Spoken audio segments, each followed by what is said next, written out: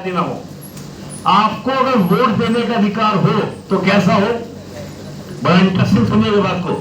बेटा, चीन में जब वोटिंग होता है तो वहां जो आपका इलेक्शन एरिया होता है वहां पर एक ही कैंडिडेट खड़ा होगा चुनाव के लिए, और वहां पर कंपल्सरी वोटिंग है। जैसे आपके यहां पर तो क्या है कि वोटिंग डे इज हॉलीडे, तो हम लोग क्या मानते हैं? वोटिंग डे इज हॉलीडे, हमको छुट्टी मनाना है।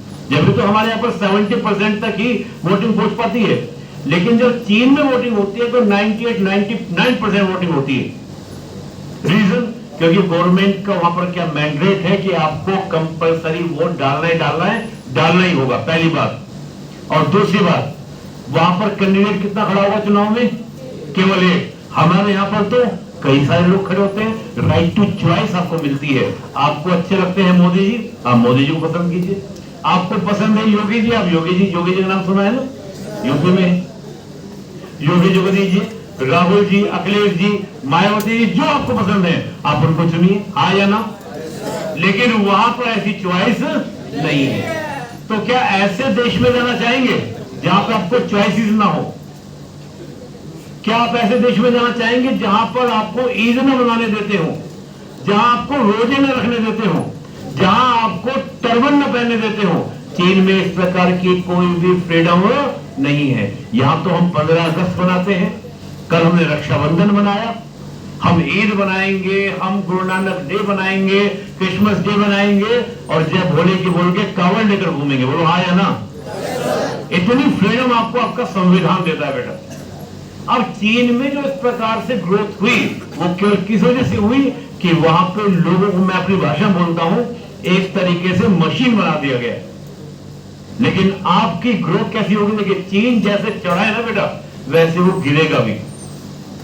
रीजन, क्योंकि आपने लोगों को कभी भी फ्री होने ही नहीं दिया, जैसा रशिया में हुआ। जो यूएसएसआर था पहले, वो भी इसी प्रकार का था, लेकिन 90s में क्या हुआ? यूएसआर डिवाइडेड इन 15 पार्ट्स, लेकिन हम कभी डिवाइड नहीं होंगे। रीजन, क्योंकि हमारी सरकार हमको हमेशा बोलने का अधिकार, राइट टू स्पीच देती है। ये हमारे कॉन्स्टिट्यूशन की सबसे बेस्ट बात है, राइट टू स्पीच, जो आपको सिक्योर करता है, आपको सेव करता है। राइट टू लाइफ, यस और नो? तो बेटा, हम संविधान का बारे में जब बात करें तो मैं हमेशा अपील करता हूं सभी स्टूडेंट से, सभी लोगों से, कि हम कुछ भी करें, पढ़ाई लिखाई सब कुछ करें, लेकिन कम से कम अपने संविधान को जरूर पढ़ें। रीजन क्या है? अनेकों समय बेटा इलेक्शन होते हैं, और इलेक्शन में क्या होती है? अलग अलग पार्टी अपने अलग अलग दावे करती हैं। हम आएंगे तो ये करेंगे, हम ये करेंगे, बहुत से झूठी सच्ची बातें फैलाई जाती हैं, और हम सरकारों को चुन लेते हैं। आपके जीवन में भी सरकार कितना इंपॉर्टेंट रोल अदा करती है, इस बात को समझिएगा बेटा। जो लास्ट में बैठे, पीछे बैठे, वो भी सुनिएगा, उनके लिए भी इंटरेस्टिंग बात है। क्यों जरूरी है आपके लिए? आपको बेटा ये पता होना चाहिए कि जो सरकार आने वाली है वो क्या पॉलिसी कराने वाली है, क्या पॉलिसी बनाने वाली है, किस प्रकार की उसकी नीतियां होंगी, ताकि आप अपने करियर के बारे में सोच सकें कि इस सरकार के साथ मेरा फ्यूचर सही है या इस सरकार के साथ मेरा फ्यूचर सही है। तो हो या ना हो, लेकिन आपकी कॉन्स्टिट्यूशन में थोड़ी बहुत रुचि होनी चाहिए, ताकि आप इस प्रकार के भ्रम में ना जा सकें। आपको जानकारी होनी चाहिए कि हमें, हमारे लिए, मेरे देश के लिए, मेरे लिए कौन सी सरकार क्या है, बेटर है। इन सब प्रश्नों के उत्तर आपको कहां से मिलेंगे? संविधान से मिलेंगे, कॉन्स्टिट्यूशन से मिलेंगे। तो जब भी समय मिला करे, हम सब चीजें देखते हैं, आप मूवीज देखिए, जो देखना देखिए, लेकिन जब भी समय मिले थोड़ा हो संविधान को आप पढ़ा करें, ताकि कोई आपको भ्रमित ना कर सके, आपके साथ कोई भी गलत ना कर सके, आपके देश के साथ कोई गलत ना कर सके। देश सिक्योर होगा तो आप सिक्योर रहेंगे। बांग्लादेश में आज किसी की सिक्योरिटी की गारंटी नहीं है। आज अफगानिस्तान के अंदर किसी की सिक्योरिटी की गारंटी नहीं है। और यह सोचना गलत है कि हमें क्या लेना। बेटा, जब बिगड़ता है समय, जब आता है तो फिर सभी पर आता है। जैसे कोविड में आया, वो एक महामारी थी, हम सब परेशान हुए। बोलो हाँ या ना।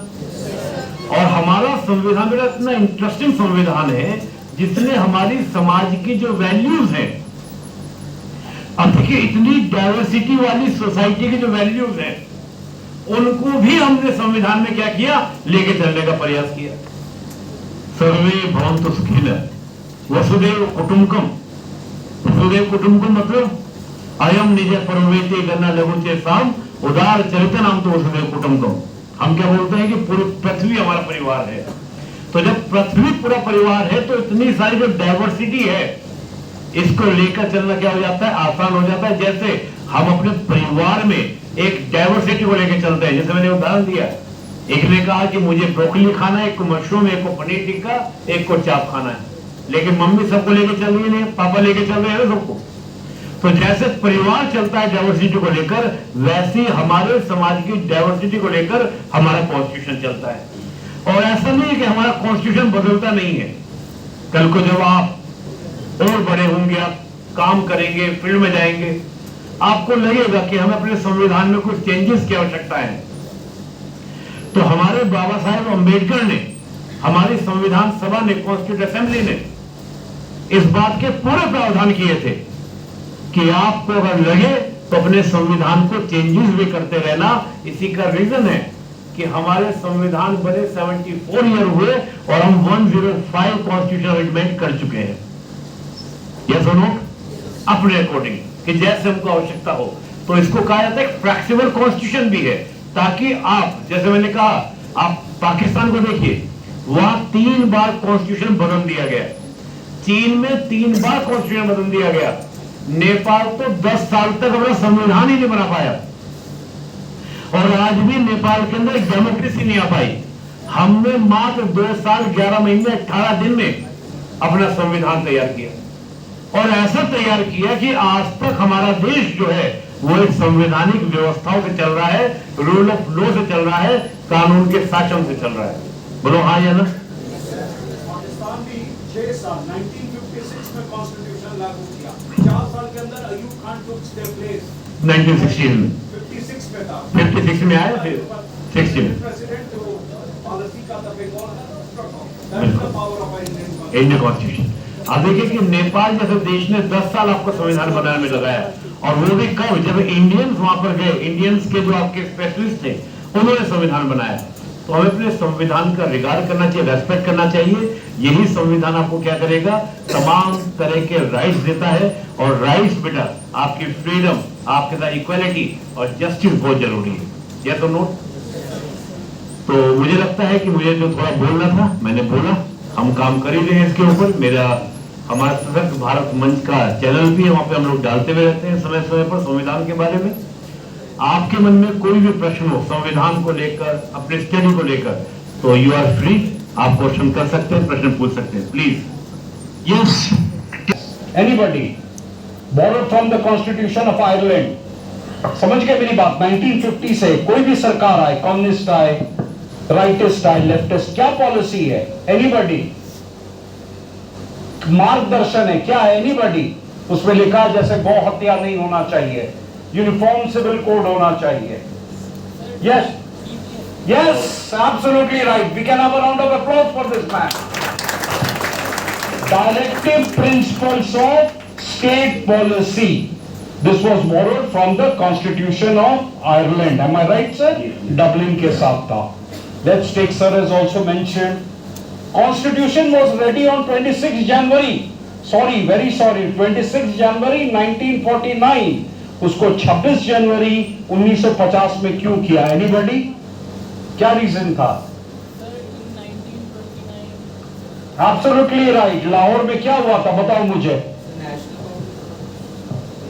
क्या हुआ? कोई बात नहीं, उसके पहले जो था, Motilal Nehru was the president of the Congress. Jawaharlal Nehru they asked for संपूर्ण आजादी। उसके पहले कोई आजादी नहीं मांग रहा था। They were asking for dominion status. हमें राष्ट्रपति नहीं चाहिए, हमें गवर्नर जनरल चाहिए जो रिपोर्ट करेगा या करेगी to that of the Queen, but हम part of the British Empire रहेंगे। और बाद में चर्चिल का फेमस स्पीच है, I've not become the king's prime minister to see the liquidation of the British Empire, the day India gets out of the British Empire, बस unquote. और उसके बाद है पॉलिटिकल एनालिस्ट एटली के समय हमें फ्रीडम मिला था, प्राइम मिनिस्टर एटली के समय, the day India gets liberated और the world will get liberated. उसके बाद श्रीलंका का फॉल हो गया, मलेशिया का हो गया, 1968 तक आते हुए लास्ट कॉलोनी मैंने second last colony that is your Mauritius, that also became a independent country. आजकल मेरे ख्याल से पापुआ, फिजी 2-4 कंट्री है जो अभी वो डोमिनियन स्टेटस पर है। Yes, introduce yourself and ask your question. Good afternoon, sir. My name is Bhavya Bhardwaj. I am a BTech CSA AIML student. सर जैसा आपने अभी इसके बारे में बताया है कि right to freedom, right to justice, तो मतलब as compare to others countries India के अंदर मतलब जस्टिस लेने में इतना टाइम क्यों लगता है? मेरे को ये समझ नहीं आ रहा। That's the good question. Good question. Very good question. Actually, approximately 5 crore cases are pending on our judicial system. और अभी आपने सुना होगा 15 अगस्त को जब प्रधानमंत्री जी लाल किले प्राचीर से बोले भी कि judicial reform is very requirement in India. हालांकि ब्यूरोक्रेसी में उन्होंने रिक्वायरमेंट की बात की कि इसमें रिफॉर्म्स की आवश्यकता है। जुडिशरी ऑलरेडी काम कर रही है इसको लेकर। और जो बोला क्या था, डेवलपिंग नेशन की जब हम बात करते हैं तो there is the challenges on the front. मैंने कहा ना कि हमारे अभी बाकी बहुत कुछ करना भी बाकी है, तो उसमें जुडिशियल रिफॉर्म्स भी हैं। लेकिन जुडिशरी में जो इश्यूज रहा हमारे यहाँ पर, एक मेनका गांधी केस हमारे यहाँ पे, तो मेनका गांधी केस, राहुल गांधी जी की चाची जो है ना, संजय गांधी जी की वाइफ, उस केस से पहले हमारी जुडिशरी काम करती थी कुछ अलग तरीके से। वो क्या था कि जो कॉन्स्टिट्यूशन में या लॉ में लिखे जो वर्ड्स हैं वो केवल उसी पर फोकस करती थी, उससे बाहर जाके काम नहीं करती थी। और ये जो पूरा तरीका था ये इंडिया के अंदर एडॉप्ट किया गया था कि एस्टैब्लिश बाय लॉ, यानी कि जो लॉ के अकॉर्डिंग उसके अकॉर्डिंग काम करेंगे। लेकिन जब मेनका गांधी केस आता है 1978 में, सुप्रीम कोर्ट यहाँ पे डिसीजन देते हैं, क्या बोलते हैं, ड्यू प्रोसेस ऑफ लॉ। इसका मतलब क्या था, कोर्ट ये कहता है, न्यायपालिका जुडिशरी हमारी ये कहती है कि जरूरी नहीं कि कुछ वर्ड आपके कॉन्स्टिट्यूशन में लिखे हो या न लिखे हो, हम उनके अगर कहते हैं ना जो सेंस होता है उसके बेसिस पर भी हम डिसीजन लेंगे, जिसको बोलते हैं नेचुरल जस्टिस। और नेचुरल जस्टिस क्या कहता है कि जो ह्यूमन माइंड है, विवेक जो है जिसको हम लोग बोलते हैं ना, उसके अकॉर्डिंग वो चलता है। अब हुआ ये कि पहले तो क्या था, डिसीजन लेना बहुत आसान था, क्योंकि जो हमारी कानून की देवी थी उसके आपको पट्टी बंधी हुई थी और उसके हाथ में क्या था, तराजू था, देखा होगा आपने पुरानी मूवीज में देखा होगा, और जिसके पहले में सबूत ज्यादा डिसीजन दे दिए, लेकिन वो पट्टी बढ़ चुकी है। अब होता क्या है, जज और भी ज्यादा बारीकी में जाते हैं जो सबूतों में नहीं भी दिखता, तो उसमें टाइम टेकिंग प्रोसीजर हो जाता है। इसके लिए हालांकि गवर्नमेंट अभी ये काम कर रही है कि हमारे यहाँ पर एक अलग से, जैसे आपका ऑल इंडिया सर्विसेज, जैसे सर ने भी आपको बताया, IAS, IPS, IFS, तो एक नई सर्विस लाई जा रही है कि आपका जुडिशियल सर्विस लाई जाए, पूरा ऑल इंडिया की तरफ से आपकी चलती है, उससे लाई जाए, ताकि वो जुडिशरी को मदद करे, हेल्प करे और ये काम थोड़ा आगे चले। लेकिन बेटा ये चैलेंजेस रहते हैं, ठीक है। अब इसमें क्या होता है कि हमारे यहाँ एक सेपरेशन ऑफ पावर की थ्योरी भी थोड़ी एडॉप्ट की गई है कि लेजिस्लेचर अपना काम करेगा, विधायक जिसको हम पार्लियामेंट बोलते हैं, एग्जीक्यूटिव PM है, काउंसिल मिनिस्टर है, वो अपना काम करेंगे, जुडिशरी अपना काम करेंगी। अब अगर कहीं भी लेजिस्लेचर कोई नया लॉ लाने का प्रयास करेगा, कुछ चेंजेस करने का प्रयास करेगा, तो जुडिशरी उसको एक्सेप्ट करेगी या नहीं करेगी, थोड़ा ये चैलेंजेस रहता है। लेकिन ये चैलेंजेस हर डेमोक्रेसी के सामने रहता है, और डेमोक्रेसी ऐसे ही चलती है, डिस्कशन, उस पर कुछ क्वेश्चंस क्रिएट होंगे, फिर डिस्कशन, फिर क्वेश्चंस क्रिएट होंगे, जिसको बोलते हैं वाद विवाद संवाद। तो डेमोक्रेसी ऐसे ही आगे बढ़ती है। आप निश्चिंत रहिए, सरकारें हो या जुडिशरी खुद हो, चंद्रचूड़ साहब ने कई बार बोला भी हम खुद रिफॉर्म कर रहे हैं, और बहुत रिफॉर्म हुए हैं हाल के दिनों में। जैसे पहले तो पता नहीं चलता जज कहां से आ गए, कौन बन गया, अब तो सुप्रीम कोर्ट बकायदा डालते हैं अपने वेबसाइट पर कि हमने इन जज को अपॉइंट किया तो क्यों किया, इनको नहीं किया, तो बहुत सारे रिफॉर्म्स हो रहे हैं, ठीक है ना। आप निश्चित रहिए, आपके समय बहुत कुछ हो जाएगा। ठीक, thank you, thank you. I am closing my eyes, 2-4 आंख। और सर ने जैसे बताया था बेटा, एक केस देखना आप लोग के पास टाइम होगा, Henry Golaknath versus state of India. इतनी पावरफुल केस हुई कि फंडामेंटल राइट था, 72 की बात है, 67 की बात है, right to property fundamental right था। फंडामेंटल राइट जैसे सर ने बताया, right to freedom of religion, right to freedom of speech. आप बोल रहे हैं मैं चुप करा दूं, आप सीधा सुप्रीम कोर्ट जा सकते हैं, that is the original jurisdiction. Please sit properly, please, this is a formal gathering, everybody please. तो अगर आप देखोगे हिंदी गोलकनाथ इतनी पावरफुल केस थी बेटा कि बदलना पड़ा। उसके बाद अगर आप देखो कुछ दिन पहले जो था शाह बानो का केस था, वीक गवर्नमेंट था, जो अभी जो केस हुआ ट्रिपल जो तलाक जो खत्म हुआ, that was Shah Bano case 1984, 29 सितंबर 1984 का जजमेंट है। राजीव गांधी वीक गवर्नमेंट, उसमें लंबी कहानी है, that has to told about it, again it came about it, power of judiciary बेटा, that is exactly the power of judiciary. So next question one, जिसके जिसके मन में आ रहा है रेस कर लेना, सोचना मत बेटा। 2 आई एक्सपेक्ट 2.2 कैलिबर रेडी, फौज के हिसाब से ट्रिगर, कितने लोग रेस किए? Yes, same question, yes you come here. कोई लड़कियां नहीं पूछती हो क्वेश्चन? और नीचे बेटा था, लड़कियों नहीं पूछती, ऑटो से तो इतना झंझट करती है, भैया 5 रुपया नहीं दूंगी।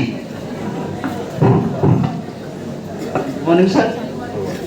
सर अभी आपने बताया मतलब इंडिया में सबको एक समानता प्राप्त है, तो सर जो फॉर्म होते हैं उसमें कैटेगरी कॉलम आपने देखा होगा, कैटेगरी, तो सर उसमें मतलब जो जनरल कैटेगरी होते हैं उसके लिए सर मतलब उनसे पहले नहीं रहता, जो एसटी और एससी वाले होते हैं उन्हें कितना छूट है? रिजर्वेशन ना?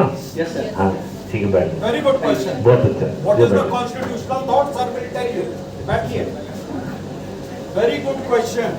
बहुत अच्छा क्वेश्चन था, और रियलिटी में एक्चुअली ये हमारे सब्जेक्ट हैं तो मैंने रखा था विषय, लेकिन मुझे उम्मीद नहीं थी कि आप इस विषय पे बात करना चाहेंगे और मुझसे बात पूछना भी चाहेंगे, मुझे होप नहीं था, लेकिन बहुत अच्छा क्वेश्चन रियली।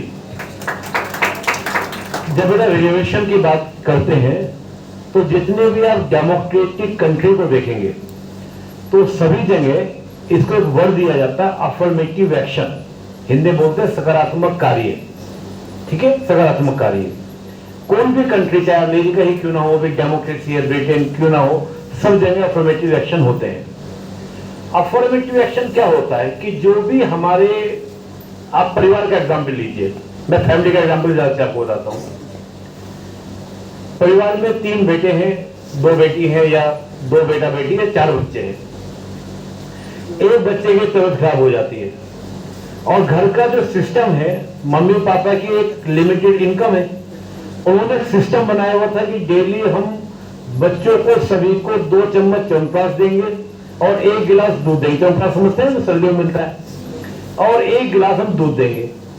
लेकिन जब बच्चा बीमार हुआ तो डॉक्टर ने कहा कि इसे रोटी तो खाई नहीं जाएगी, ये फूड तो ले नहीं पाएगा प्रॉपर, लेकिन इसको आप क्या करो, दूध की इसकी मात्रा बढ़ा दो, और जो च्यवनप्राश की 2 स्पून अलग अलग बच्चों को देते हो वो इसको 8 कर दो या 6 कर दो, जिससे जल्दी हेल्दी हो जाए, खड़ा हो जाए। तो मुझे आप ये बताओ बेटा, आप जब मम्मी पापा ऐसा करेंगे, आपके हिस्से का दूध आपके भाई को देंगे, तो क्या आप मना करेंगे उसी को देने को? नहीं देंगे, मना नहीं करेंगे, मना नहीं करेंगे। देने का ना देने का प्रश्न ही नहीं उठता। क्यों?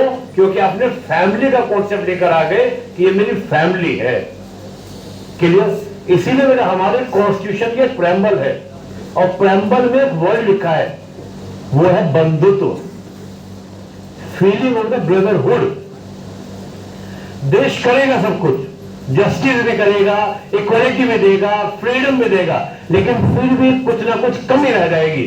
तो जैसे उस कमी को हम परिवार के मैटर में लेके नहीं देखते, तो ऐसे ही यहां पे भी ना देखें। पहली बात तो ये हुआ, ठीक है। इसका एक उत्तर तो ये कि हमको देश को एक फैमिली की तरह लेना है। अब अंबेडकर जी मेरे रिजर्वेशन के बारे में, क्योंकि reservation is also the affirmative action, कि जिस कम्युनिटी को इतने सालों तक बैकवर्ड रही, उस बैकवर्ड कम्युनिटी को आपको क्या लाना है? सबके इक्वल लाना है। एक रेस हुई और एक रेस में 4 गाड़ियां मिली 4 लोगों को। एक लेकर आया अपनी फॉर्च्यूनर, एक स्कॉर्पियो, एक सफारी और एक नैनो, और दौड़ हुई कि आपको गाजियाबाद से पहुंचना है आगरा। मुझे बताओ दौड़ किसके लिए है, वो रेस किसके लिए है? डेफिनेटली नैनो वाले के लिए नहीं है, उन तीनों के लिए है। तो सरकार को इक्वलिटी देनी पड़ेगी। अगर हम इक्वलिटी देंगे, जिसको बोलते हैं इक्वल अपॉर्चुनिटी, ठीक है ना, क्या बोलते हैं? Equal opportunity. तो नैनो वाले के लिए जो रेस हुई वो आपके इक्वल नहीं थी, तो सरकार ने क्या कहा कि एक काम करो, तुम अगर यहां से अलीगढ़ तक भी पहुंच जाओ उतने समय में, तो हम तुमको भी विनर मान लेंगे। डेफिनेटली नैनो की स्पीड 80-90 तो जाएगी नहीं, 90 से ऊपर बुलाएंगे तो नैनो क्या कहेगी, बस अब नहीं जाएंगे, काप जाएगी, खत्म हो जाएगी गाड़ी, आगे जाएगी। लेकिन स्कॉर्पियो, फॉर्च्यूनर वो सब दौड़ेंगी, आगे नहीं।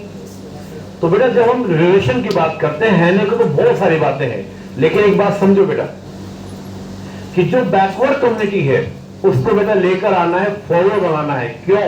क्योंकि बेटा कहीं ना कहीं फॉरवर्ड क्लासेस ने ही किया है, उसी वजह से बैकवर्ड रहे।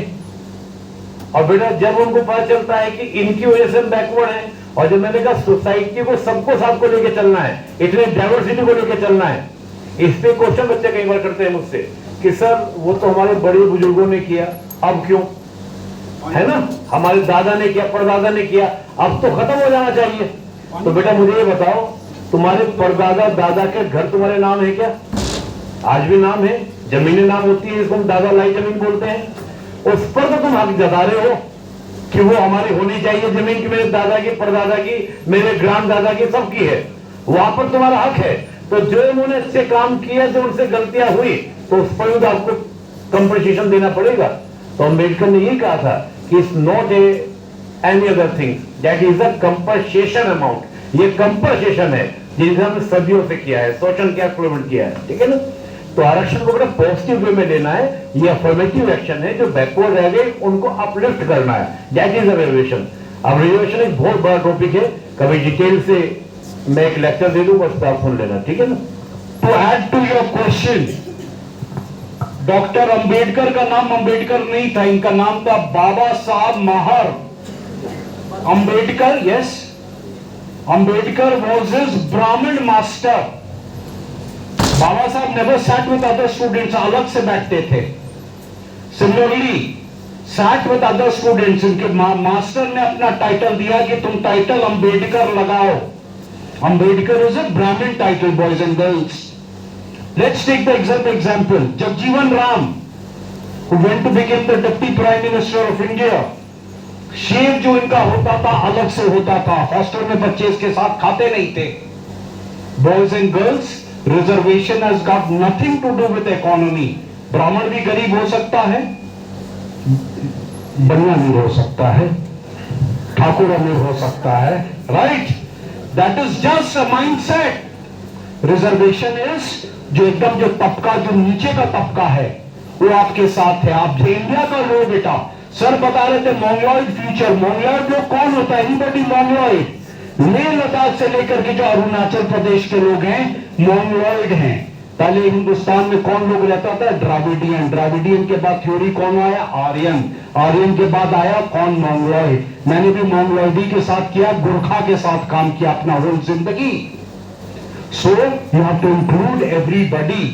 अंडमान में लोग हैं, सेंटिनली है जो अभी भी पार्ट ऑफ, अभी भी ट्राइब है बेटा। सेंटिनली नाम सुना है ना? YouTube में देखना बेटा, they have not interacted with human, they are citizens of India. Reservation is an inclusive policy, it is not a discriminatory policy, nobody.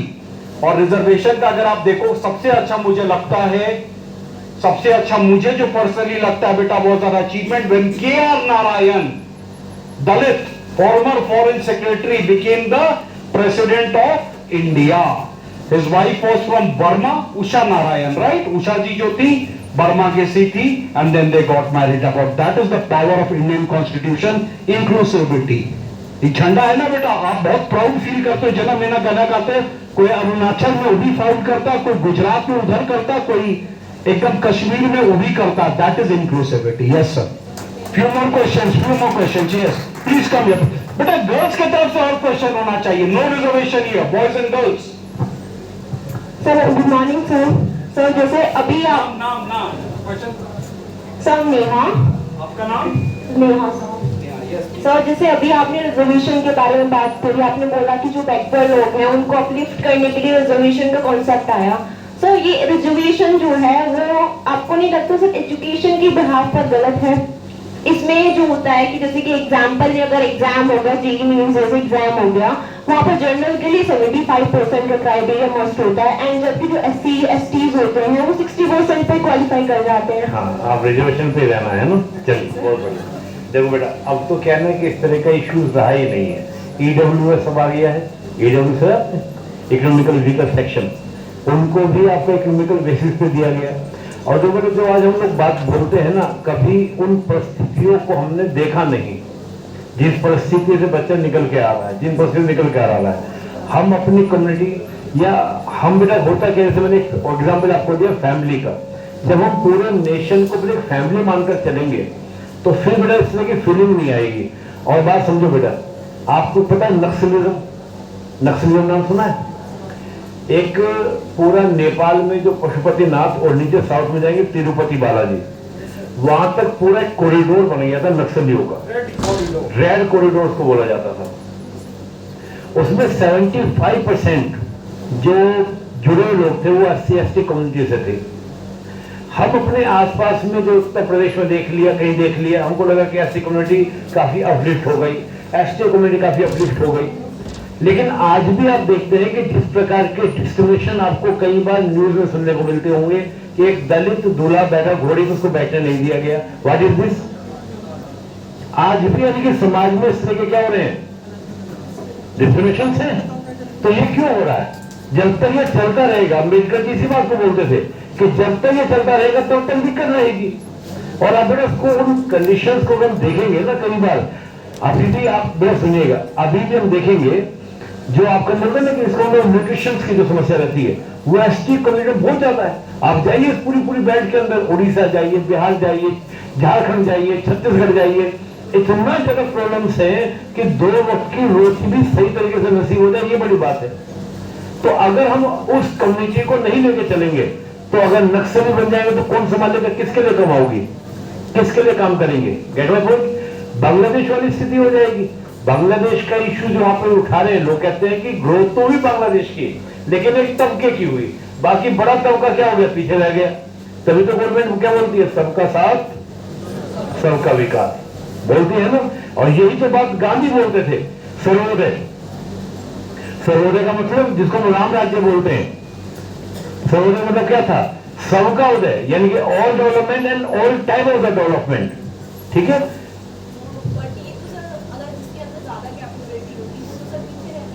क्यों रह जाएगा? 50% तो बिल रिजर्वेशन बेटा पूरा है ना, 50% तो जनरल का है ना, 50% में तो बेटा आपका आ रहा है। और आप एक बात बताइए बेटा, जनरल की पॉपुलेशन कितनी है देश में?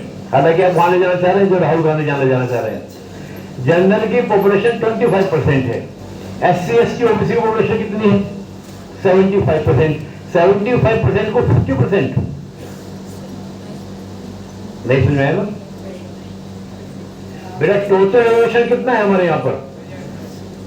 27% तो है किसके लिए, OBC के लिए, है ना, और 23% है SC/ST के लिए। टोटल रिजर्वेशन कितना हुआ? 50%, मैक्सिमम 50%। एक इंदिरा साहनी केस था, उसमें कैप लगाई हुई है। जो आपका EWS को 10% दिया गया वो 50% से अलग है, क्योंकि वो जो आपका दिया जा रहा है वो एजुकेशन के बेसिस पर दिया जा रहा है ना, सोशल एजुकेशन बेस पर, वो 50% है। अब आपने क्या बताया कि OBC की पॉपुलेशन कितनी है भारत में? 52%। SC/ST की पॉपुलेशन कितनी है? 23%। टोटल कितना हुआ आपका? 75%। रिजर्वेशन मिल कितना रहा है? 50%। तो फिर भी कम है, ठीक है ना? तो ऐसा नहीं देखिए, जब हम फैमिली की बात करते हैं, नेशन की बात करते हैं, और ये होता है जिस भी कम्युनिटी को जिससे बेनिफिट मिल रहा है हम उस बेनिफिट को लेकर चलते हैं। अब जैसे मैंने आपको एग्जाम्पल दिया, जैसे मान लीजिए मेरे पिताजी और मेरे दादाजी की कोई प्रॉपर्टी है, उस पर तो अपना मालिकाना हक जताते हैं, हाँ जी ना।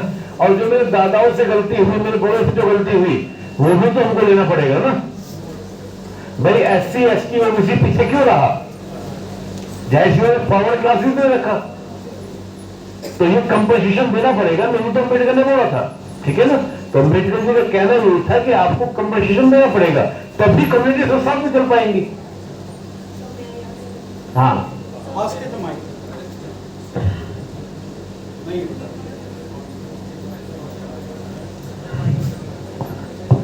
सर, अगर कैपेबिलिटी किसी के अंदर होगी तो उसमें रिजर्वेशन किस चीज का काम करे? अगर किसी के पास कैपेबिलिटी है तो सर वो खुद भी इतना ट्रैक कर पाएगा? बेटा आप मेरिट की बात कर रहे हैं, मेरिट कैसे आती है?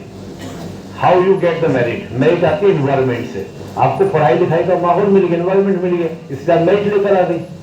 अगर आप ही वही पोर फैमिली में होती, आप EWS की बात करते, आप इकोनॉमी की बात करते कि हमको इकोनॉमी का रिजर्वेशन दो। सारा खेल किसका? एनवायरमेंट का है। गांधी जी बात को बोले थे कि आप कहते हैं meritocracy, meritocracy, merit merit merit, merit आई कैसे? मेरिट सिर्फ एक ही वजह पर आती है, एनवायरमेंट। या सुनो, आपको बचपन से पढ़ने लिखने का माहौल मिल गया तो आप मेरिट करते जा रहे हो। अब मैं ऐसे बच्चों को जानता हूं जिनको पूरी फैमिली से पापा मम्मी दोनों IAS अधिकारी, और बेटी ने टॉप किया। क्यों किया? क्योंकि बचपन से उसको वो सारी फैसिलिटीज, जिस स्कूल में चाहे वहां एडमिशन, स्कूल में अगर कुछ कमी रह रही है तो घर पे आके ट्यूटर्स आके पढ़ा रहे हैं, टॉप से टॉप एजुकेटर्स पढ़ा रहे हैं। अंडरस्टैंड? तो मेरिट किसकी आएगी? उसकी आएगी। लेकिन जो बच्चा गांव में बैठा है, बिल्कुल जो निम्न स्थिति में चल रहा है, उसको एनवायरमेंट नहीं मिला, तो उसको आपको अपलिफ्ट करना पड़ेगा। अगर उसको एक दिन पता चला कि इनकी वजह से मैं पीछे हूं, तो वो गन उठाएगा। अंडरस्टूड?